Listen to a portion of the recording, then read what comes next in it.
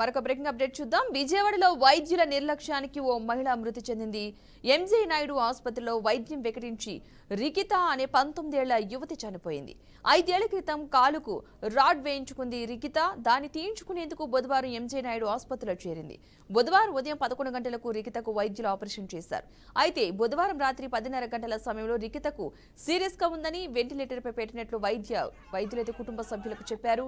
ఆ తర్వాత రికిత మరణించింది. దీంతో వైద్యుల నిర్లక్ష్యం వల్లే రికిత చనిపోయిందని కుటుంబ సభ్యులు ఆందోళన చేశారు.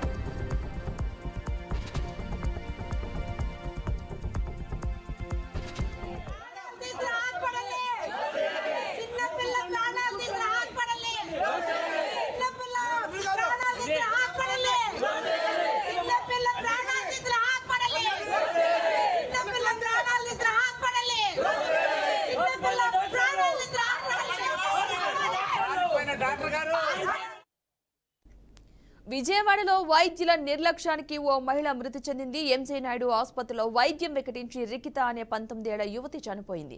5 ఏళ్ల క్రితం కాలుకు రాడ్ వేయించుకుంది రికిత. దాన్ని తీయించుకునేందుకు బుధవారం ఎంజీ నాయుడు ఆసుపత్రిలో చేరింది. బుధవారం ఉదయం 11 గంటలకు రికితకు వైద్యులు ఆపరేషన్ చేశారు. అయితే బుధవారం రాత్రి 10:30 గంటల సమయంలో రికితకు సీరియస్ గా ఉందని వెంటిలేటర్ పెట్టినట్లుగా వైద్యులు కుటుంబ సభ్యులకు చెప్పారు. ఆ తర్వాత రికిత మరణించింది. దీంతో వైద్యుల నిర్లక్ష్యం వల్లే రికిత చనిపోయిందని కుటుంబ సభ్యులు ఆందోళన చేశారు.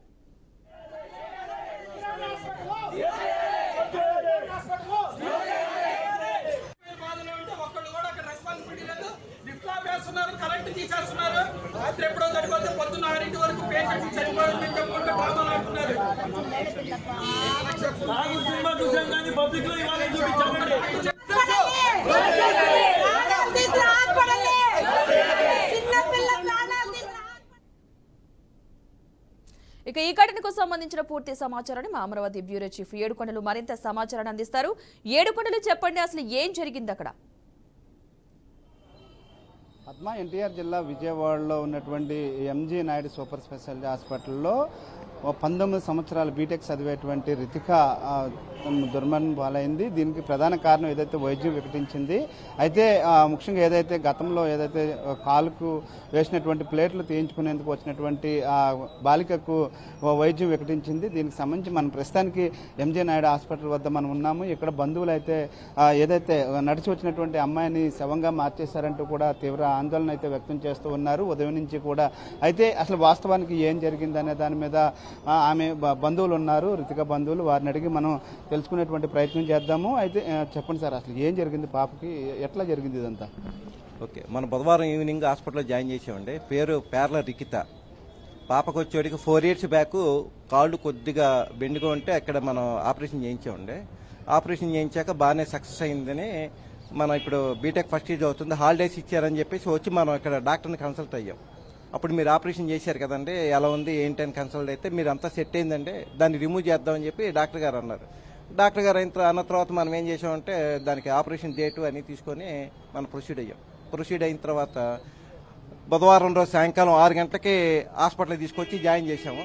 ఆపరేషన్ థియేటర్లో తీసుకెళ్లిన తర్వాత 10:30 వరకు మనకి ఏ విషయం తెలియదండి. అసలు ఏం జరుగుతుంది కానీ ఏంటి అనేది మనకు తెలియదండి. 10:30కే మన ఎంజీ నాయుడు గారు బయటకు వచ్చి ఆయన మీ పాపకి ఆపరేషన్ చేద్దాం అనుకునేటప్పుడు జస్ట్ ఫిట్స్ లాగా వచ్చినాయండి, అందువల్ల మీకు కొద్దిగా కిటికీలు అయితే మనం తీసుకొచ్చి వెంటిలేటర్స్ మీద పెట్టామని చెప్పి మాకు ఇన్ఫార్మ్ చేశారు.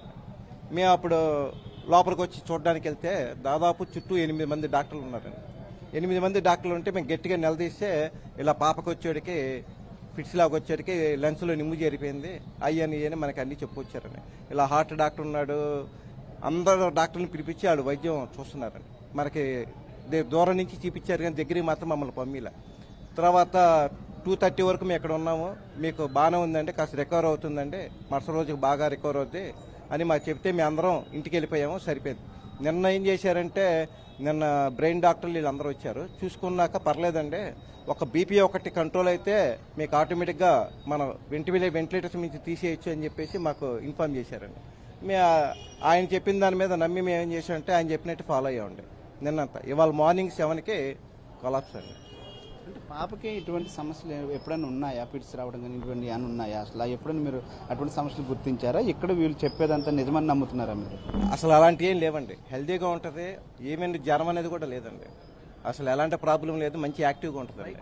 అది యాక్చువల్గా వాళ్ళు స్ట్రెచర్ మీద తీసుకెళ్తానంటే ఆపరేషన్ థియేటర్లో కూడా ఈ అమ్మాయి నడిచి వెళ్ళిందండి. ఆల్రెడీ చూపించుకోవడానికి కూడా బైక్ మీద వచ్చిందండి. ఇక్కడికి ఎటువంటి ప్రాబ్లమ్స్ లేవండి. ఇప్పుడు కాలేజీలో కానీ ఎక్కడైనా సరే మంచి యాక్టివ్గా ప్రోగ్రామ్స్లో పాల్గొంటాం కానీ అన్నీ పాల్గొంటుంది. ఇప్పుడు ఈ జరిగినటువంటి సంఘటన మీద మీరు ఎవరైనా అధికారుల దృష్టికి కానీ డిఎం దృష్టికి కానీ తీసుకెళ్లారు? ఇప్పుడు అధికారుల దృష్టికి మనం ఆల్రెడీ పెట్టామండి, ప్లస్ డిఎంఓలు పైన మ్యాటర్ తీసుకుంటున్నారండి, అది సంగతి. చెప్పండి సార్, పాప ఎట్లా ఉండేది అసలు ఏంటి మీరు చెప్పండి, అసలు ఎట్లా ఉంటుంది పాప? యాక్టివ్గా ఉంటుంది, ఎట్లా ఉంటుంది? బాగానే ఉందండి, అంతా యాక్టివ్గానే ఉండేవాళ్ళు. వచ్చేటప్పుడు కూడా హాస్పిటల్కి బైక్ మీదే వచ్చారు, వాళ్ళ నాన్న ఒక బైక్ మీద తను ఒక బైక్ మీద వచ్చారు. లోపలికి వెళ్ళి కాలు రిమూవ్ చేసుకుని వద్దాం కదా అనే ఉద్దేశంతో వెళ్ళారు. తర్వాత ఇలా జరిగిందండి. అంటే దీని మీద మీరు ఏం డిమాండ్ చేస్తున్నారు? ముఖ్యంగా జరిగిన ఘోరం మీద ఏం డిమాండ్ చేస్తున్నారు? మాకు న్యాయం కావాలి, న్యాయం చేయమని అడుగుతున్నాం. పోలీస్ కంప్లైంట్ కంప్లైంట్ పెట్టామండి. అయితే మనం చూస్తున్నాం కదా ఎంజే నాయుడు ఆసుపత్రి, ఇది సూపర్ స్పెషాలిటీ ఆసుపత్రి. గతంలో ఏదైతే అమ్మాయికి ప్లేట్లు రిమూవ్ చేయడానికి తీసుకువస్తే ఆమె ఆపరేషన్ థియేటర్ వరకు కూడా నడిచి వెళ్ళింది. అయితే డాక్టర్లు ఏదైతే చెప్తున్నారో ఆ ప్రాబ్లమ్స్ ఏమీ కూడా తనకు లేవు. కానీ ఇక్కడ జరిగే దాని మీద ఖచ్చితంగా ఏదైతే ఆ పాపను ఇప్పుడు కోల్పోయాము తిరగరాదు, కానీ ఖచ్చితంగా న్యాయం జరగాలి. ముఖ్యంగా ఈ ఆసుపత్రిని మూసివేయాలంటూ కూడా గతంలో కూడా ఉదయం నుంచి కూడా ఆందోళన చేస్తున్నారు. అయితే 2 రోజుల పాటు ఇక్కడ ఏదైతే మనం చూస్తున్నాం కదా, నీకు ఈ రిక్త ఫోటో చాలా యాక్టివ్గా కూడా ఉంటుంది, కాలేజీలో కూడా చాలా యాక్టివ్గా ఉంటుందని చెప్పేసి తన స్నేహితులు కూడా ఎప్పుడు తిన వెంటే ఉంటారు. అయితే తను కేవలం ఏవైతే ప్లేట్స్ ఉన్నాయో అవి తీసుకోవడానికి రిమూవ్ చేయడానికి వస్తే ఈ విధంగా చేశారని, అయితే ఇక్కడ ఆ సరైనటువంటి పర్యవేక్షణ లోపం అనేది కొరవైందని మాత్రం ఖచ్చితంగా చెప్పవచ్చు. అయితే ఇక్కడ మత్తు ఇచ్చేటువంటి డాక్టర్లు ఎవరున్నారు ఏంటి అనే దాని మీద కూడా స్పష్టత లేదు. అయితే ఇదే అంశం పైన మనం చూస్తే ఇక్కడ అర్థమవుతుంది. ఇంకా కొంతమంది ఇక్కడ ఉన్నారు, వారితో మాట్లాడేటువంటి ప్రయత్నం చేద్దాము. ముఖ్యంగా ఆమె బంధువులు ఇంకా కొంతమంది ఉన్నారు. సార్ చెప్పండి సార్, ఇంత యాక్టివ్గా ఉన్న పాప ఇట్లా జరిగింది కదా, ఏమని భావిస్తున్నారు అసలు? ఇక్కడ ఎంజే నాయుడు హాస్పిటల్లో బుధవారం అనంగా తీసుకొస్తే ప్లేట్స్ రిమూవ్ చేయడానికి కానీ తీసుకొస్తే వాళ్ళు ఎనస్థీషియా ప్రాబ్లం వల్ల పాపకి హార్ట్ ఫెయిల్యూర్ అయ్యి జరిగింది.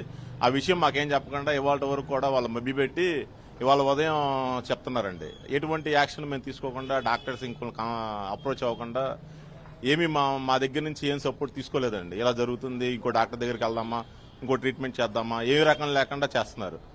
మీ ఛానల్ వాళ్ళందరూ సపోర్ట్ చేసి హాస్పిటల్ని ఎమ్మటే మూయించాల్సిందిగా కోరుతున్నాం.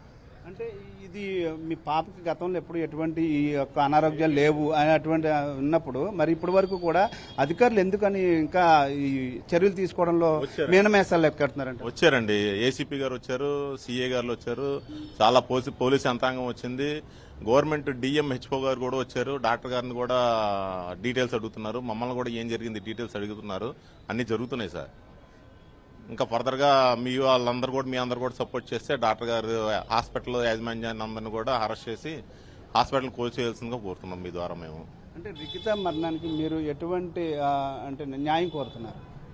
అదే న్యాయం అంటే ఇలాంటి తప్పు ఇంకోళ్ళు జరగకుండా ఉండాలంటే ఈ డాక్టర్ ఆయన యొక్క సర్టిఫికేట్ క్యాన్సిల్ చేసి ఆయన వృత్తి చేయకుండా ఉంటే ఇంకొకరికి అన్యాయం జరగదండి. ఇప్పుడు మాకు అన్యాయం జరిగింది, ఇంకొకరికి అన్యాయం జరగకుండా ఉండడం కోసమే మేము ఈ వృత్తి నుంచి ఆయన తీసేయాలని కోరుతున్నాం అండి. దాదాపు పాప వచ్చేటప్పటికి బండి వేసుకొని వచ్చిందండి హాస్పిటల్కి ప్లేట్ రిమూవ్ చేయించుకోవడానికి. అలాంటి పాపని వీళ్ళు చేతులారా పొట్టలు పెట్టుకున్నారండి. ఇలాంటి విషయం మాకేమో కావాలి, ఇది కాదు. హాస్పిటల్ క్లోజ్ చేస్తే ఇలాంటి అన్యాయం ఇంకొకరు జరగకుండా ఉంటుంది, అది మేము కోరేది. ఈ పద్మ ఇటు ఏదైతే ఎంత యాక్టివ్గా ఉండేటువంటి రికిత తను ఆ ప్లేట్లు రిమూవ్ చేయించుకోవడం కోసం తనే బైక్ వేసుకుని ఇక్కడికి వచ్చింది. అయితే ఎంతో ఉత్సాహంగా వెళ్ళి అది తీసుకున్న తర్వాత ఎంతో ఇంకా చాలా జీవితం ఉంది. ప్రస్తుతానికి బీటెక్ మొదటి ఇయర్ చదువుతున్నటువంటి రికితకి ఉన్న ఆశలన్నీ కూడా గల్లంతయ్యాయని చెప్తున్నారు. ముఖ్యంగా తన మీద పెట్టుకున్నటువంటి ఆశలు ఏవైతే ఉన్న తల్లిదండ్రులు కూడా తీవ్ర ఆవేదన వ్యక్తం చేస్తున్నారు. ఖచ్చితంగా ఆ రికిత మరణానికి సంబంధించి న్యాయం జరగాలి, ఇటువంటిది మరొక బిడ్డకు జరగకూడదంటూ కూడా వారి బంధువులు అయితే కోరుతున్నటువంటి పరిస్థితి. Padma. Right, thank you Yedukondalu.